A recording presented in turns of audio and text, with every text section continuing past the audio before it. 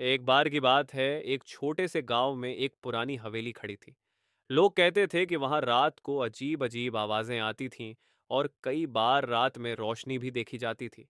गांव के लोग उस हवेली के पास जाने से डरते थे। एक दिन गांव का एक युवक, जिसका नाम अर्जुन था, अपने दोस्तों के साथ हवेली में जाने का फैसला करता है। दोस्तों ने उसे रोकने की कोशिश की, लेकिन वह नहीं माना। उसने सोचा कि वह वहां जाकर सच्चाई जान लेगा। रात के समय अर्जुन अपने दोस्तों के साथ हवेली पहुंचा। हवेली के दरवाजे पर एक पुरानी पेंटिंग थी, जिसमें एक महिला की तस्वीर थी। उसकी आंखों में एक अजीब सी चमक थी। जैसे ही उन्होंने अंदर कदम रखा, हवा में एक ठंडी सांस चली और दरवाजा अपने आप बंद हो गया। अर्जुन और उसके दोस्त डर गए, लेकिन उन्होंने हिम्मत नहीं हारी। वे आगे बढ़े और हवेली के विभिन्न कमरों की जांच की। अचानक उन्हें एक कमरे में एक पुरानी डायरी मिली।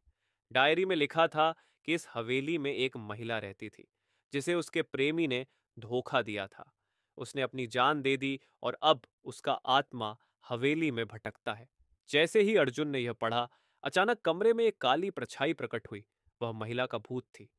उसने अर्जुन से कहा, मैंने तुमसे अपनी कहानी सुनाई, अब तुम मेरी मदद करो।